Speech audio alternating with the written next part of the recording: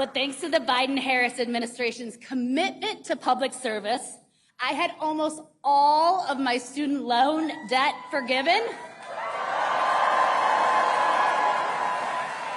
giving me the opportunity to serve the scholars I love without being burdened by debt. This policy has changed my life, as well as the teachers, counselors, social workers, psychologists, and many, many more with whom I serve our students in the state of Wisconsin.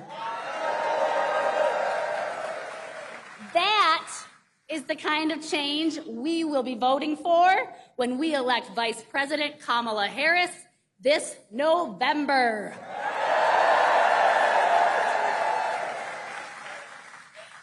Vice President Harris has been standing up for ordinary Americans her entire career, from her service as a prosecutor to her time as district attorney, attorney general, United States Senator, and Vice President of the United States. She has always stood for the people. As Attorney General, Vice President Harris stood up for the students who had been taken advantage of by for-profit colleges. And Vice President Harris, and as Vice President, she fought for student debt relief. I know that when we elect her President of the United States, she will be fighting for us. And just yesterday, she won the support of the delegates needed to lead our party.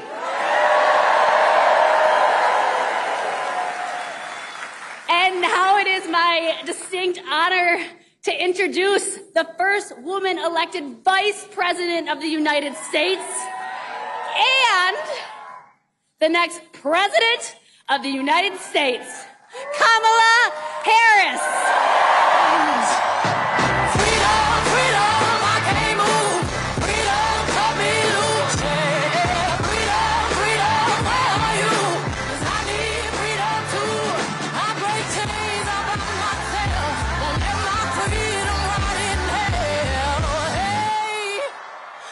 Keep on running, cause the winner don't quit on themselves.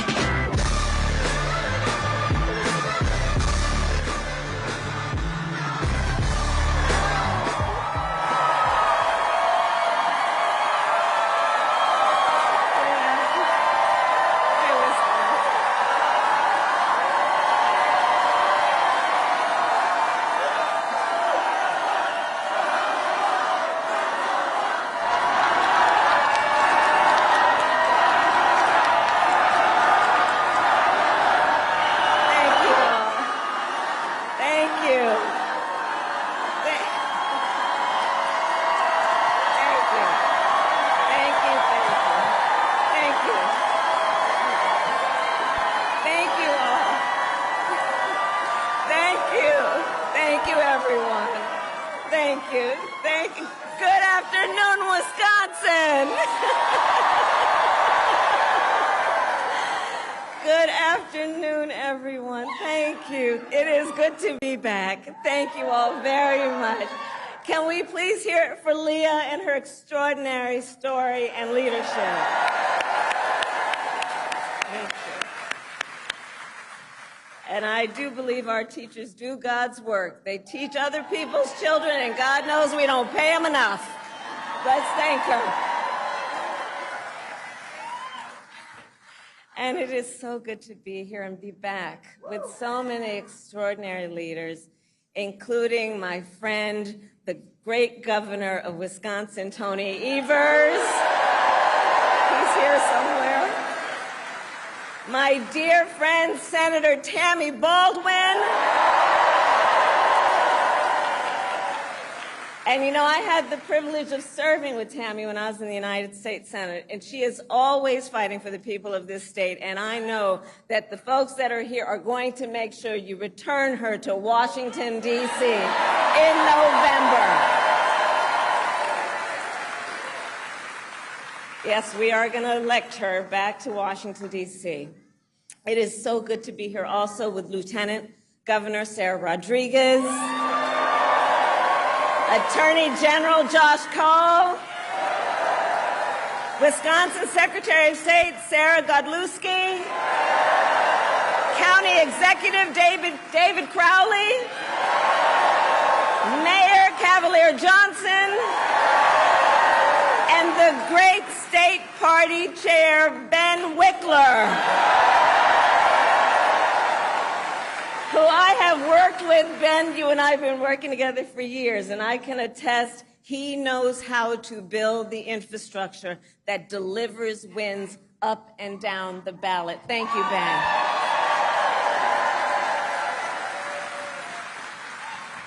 So it is good to be back in Wisconsin, and it is great to be in Milwaukee. As many of you know, our state campaign headquarters are in this city. Yes, and there is a reason for that. The path to the White House goes through Wisconsin. Yes, it does.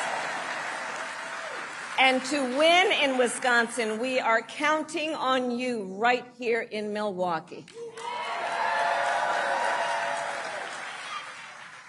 And you all helped us win in 2020. And in 2024, we will win again. Yes, we will. So, Milwaukee, I want to start by saying a few words, and I could really speak at length, but a few words about our incredible President Joe Biden.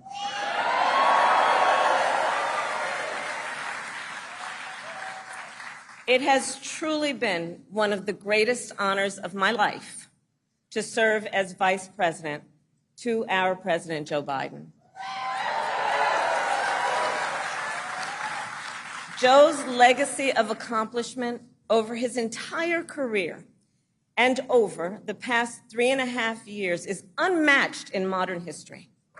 In one term, think about it, in one term as president, he has already surpassed the legacy of most presidents who served 2 terms in office.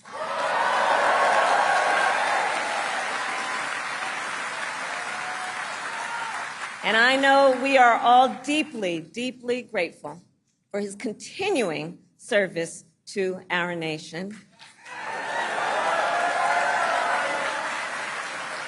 And it is my great honor to have Joe Biden's endorsement in this race.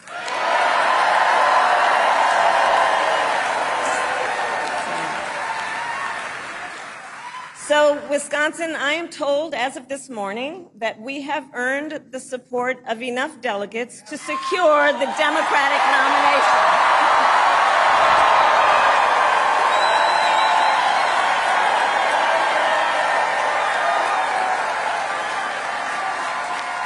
And I am so very honored, and I pledge to you I will spend the coming weeks continuing to unite our party so that we are ready to win in November.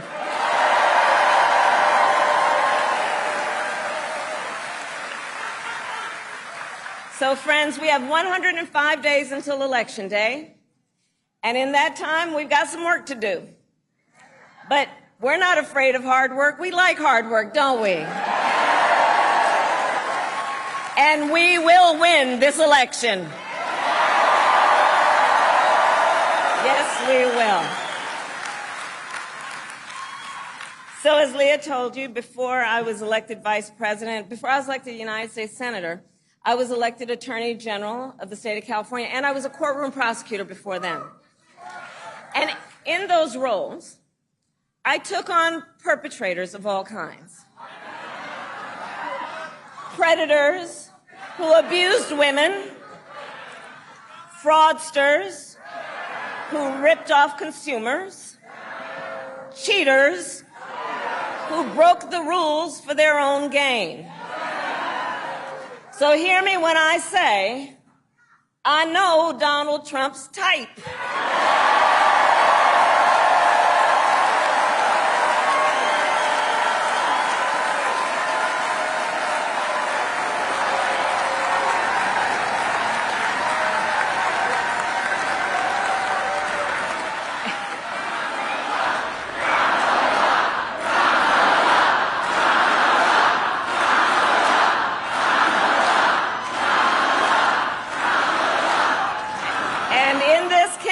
campaign, I promise you, I will proudly put my record against his any day of the week.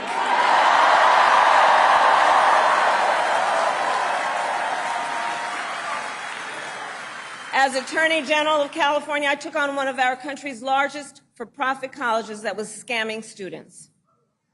Donald Trump ran a for-profit college that scammed students. As a prosecutor, I specialized in cases involving sexual abuse. Well, Trump was found liable for committing sexual abuse. As Attorney General of California, I took on the big Wall Street banks and held them accountable for fraud. Donald Trump was just found guilty of fraud on 34 counts.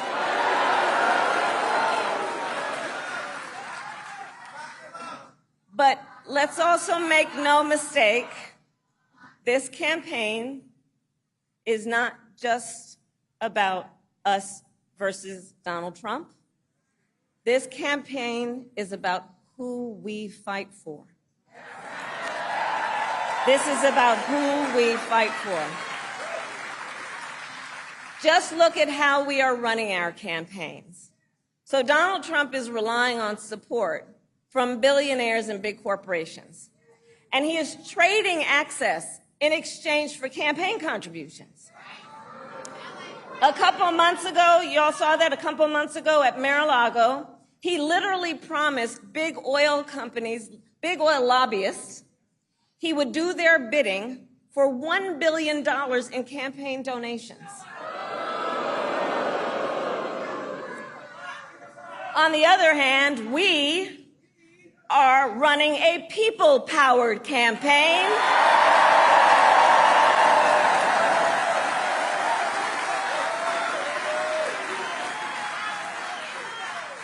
And we just had some breaking news. We just had the best 24 hours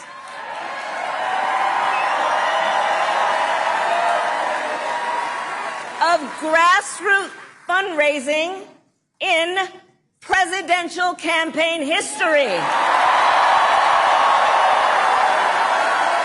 right?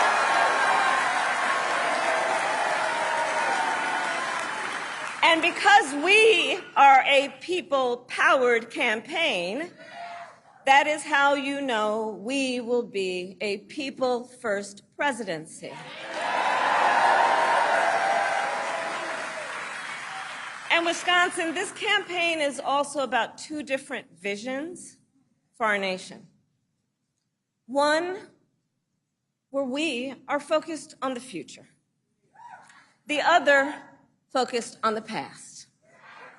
We believe in a future where every person has the opportunity not just to get by, but to get ahead.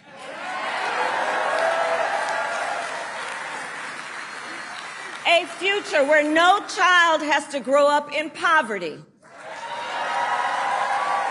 Where every worker has the freedom to join a union.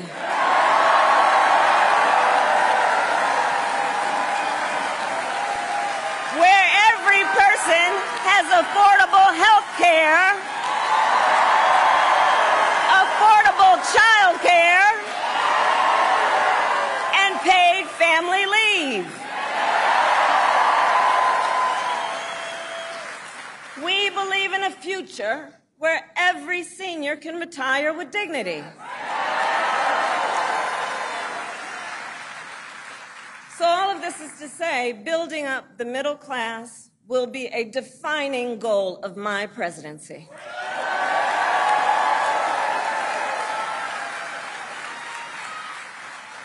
Because here's the thing we all here, Wisconsin, know. When our middle class is strong, America is strong.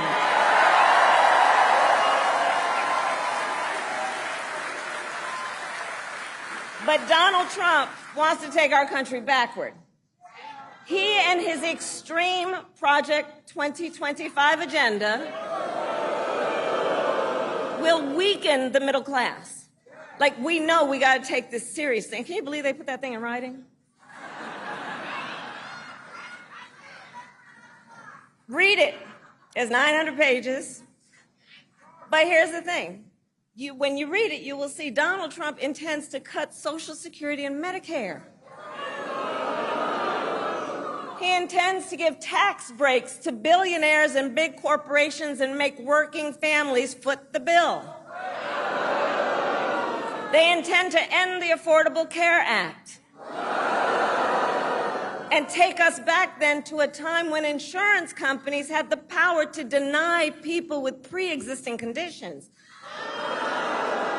Remember what that was like?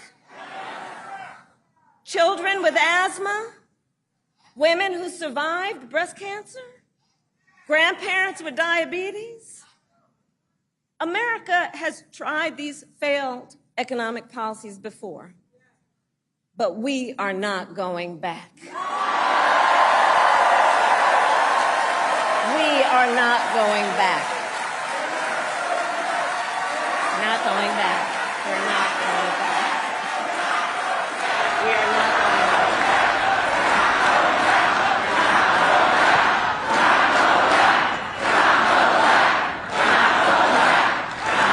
And I'll tell you why we're not going back.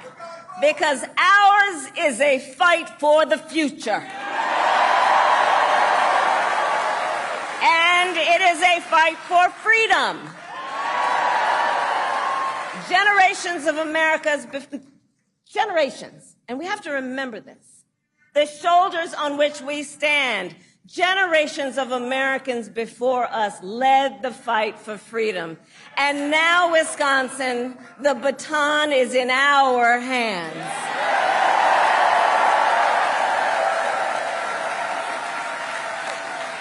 We who believe in the sacred freedom to vote will make sure every American has the ability to cast their ballot and have it counted. We who believe that every person in our nation who should have the freedom to live safe from the terror of gun violence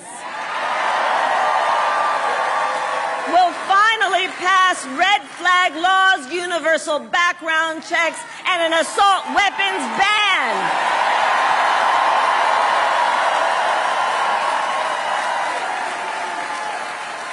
And we who believe in reproductive freedom will stop Donald Trump's extreme abortion bans because we trust women to make decisions about their own body and not have their government tell them what to do.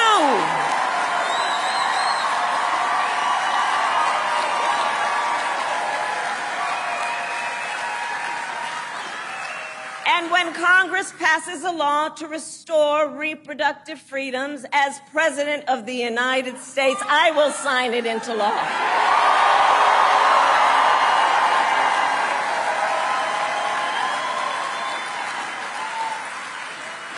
So, Wisconsin, ultimately in this election, we each face a question.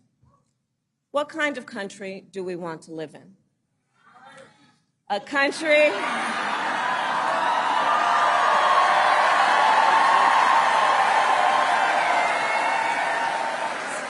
and to your point, do we want to live in a country of freedom, compassion, and rule of law? Or a country of chaos, fear, and hate?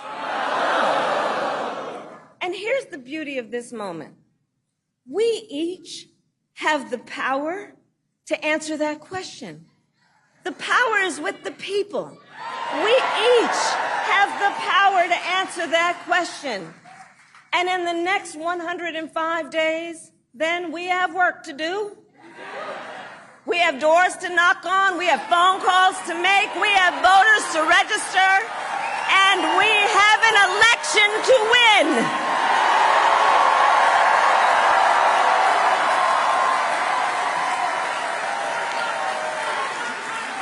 So, Wisconsin, today I ask you, are you ready to get to work? Do we believe in freedom?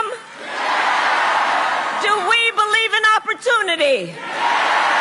Do we believe in the America? And are we ready to fight for it? And when we fight, we win. God bless you.